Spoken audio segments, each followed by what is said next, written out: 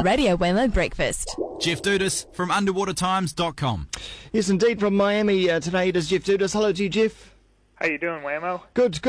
First story today. Well, of course, normally alcohol, beer and diving don't mix, but in this case, well, they kind of do. Yeah, it's a follow-up from a story we had, I think it's about a month ago. Some divers in the Baltic Sea off the coast of Finland found this old wreck from the 18th century, and they found intact inside the wreck champagne bottles. That's right. And so they've gone back, and now they're retrieving these bottles, and they're bringing them up.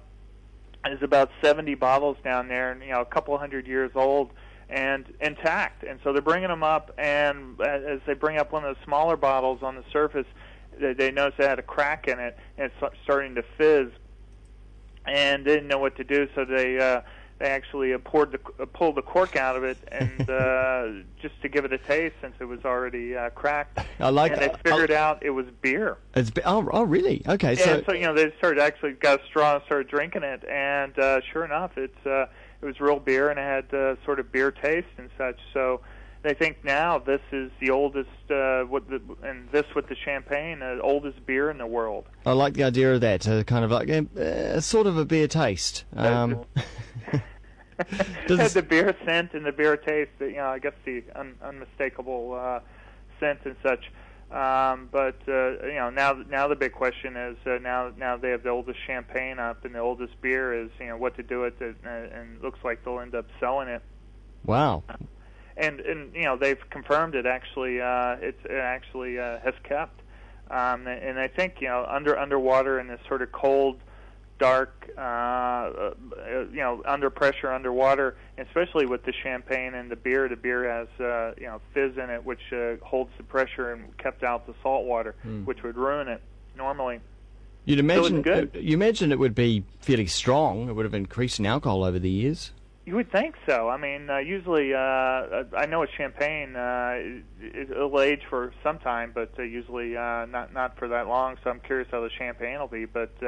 You would think the beer would go bad, but they really need a tasting for that. Someone with some knowledge about it who can talk about the characteristics of it and the nuances and some of the notes of the taste. And probably someone very rich too, because I imagine several people actually want to pay some top dollar to get a hold of one of these bottles. Indeed. We're off to Britain now, where they're mourning the death of yet another carp. Yes, and this comes on the heels. I think we covered this last year. Benson, the carp, in 2009 passed away, and it was quite a big deal. It was Britain's celebrity carp, and that was in 2009. Now 2010, two-tone has passed. Oh, how old was two-tone?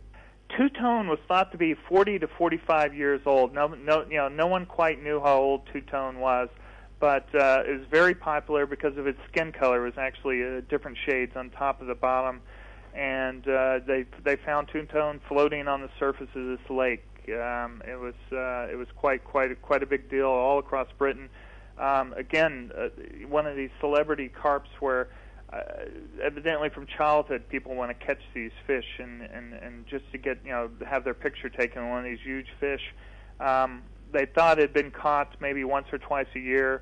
Over the last maybe 50 times it's been caught, and all these anglers would come all over from Britain to try to, this lake. The manager of the lake said the fish said it was wily and difficult to catch.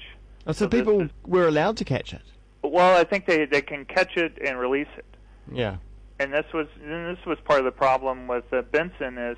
They use all these strange baits, and they thought that might have killed Benson because they would come up with these weird concoctions and throw it in the water to try to attract the carp. No idea on what might have led to two-tone's death, but they are as proper. They're going to bury it beside the lake and put a plaque up. I wonder how many hooks he had in his mouth over the years. Well, at least 50, and that's the ones he was caught with. Probably a couple, that got away. But again, mourners or people are, anglers, or they say it was a historic fish. So this is not, not lightly passed. There was stories after stories in the British papers about this fish, and anglers telling how they spent since their childhood trying to catch it. And what do you do with a dead carp of this size? I don't think you eat it. I think I think you just sort of reflect and go on to the next carp. True. Finally, some newlyweds who have done something quite strange under the water. Yeah, these are you see these stories, crazy things, newlyweds and such, and trying to top each other. We had stories about getting married underwater, getting married in aquariums, getting married with sharks, and now the ultimate. This is supposed to be the Maldives, Rengali Islands. Conrad Hilton has turned their restaurant, and they have this strange restaurant, which is underwater. They call it a reverse aquarium, where they have this huge dome over the restaurant underwater, so fish swim all around you, and you're sort of and they're eating. Well, they've turned that into a honeymoon suite for their 5th anniversary. So you can rent this place out, the whole area underwater, and spend the night underwater, sort of in this aquarium they call it. Wow! And it's they're calling it the ultimate experience. No, they don't list how much it costs, but they say another room there. Their ultimate honeymoon suite, just a regular room, runs about $1,700 a night. So they're thinking somewhere around there. So maybe a couple grand a night, and you can sleep with the fishes. Sleep with the fishes. Hey, thanks very much, Jeff. Hey, thanks for having me. Yeah, cheers. That's Jeff Dudas. He is in Miami, and you can find those stories we've just been talking about and a whole lot more at underwatertimes.com.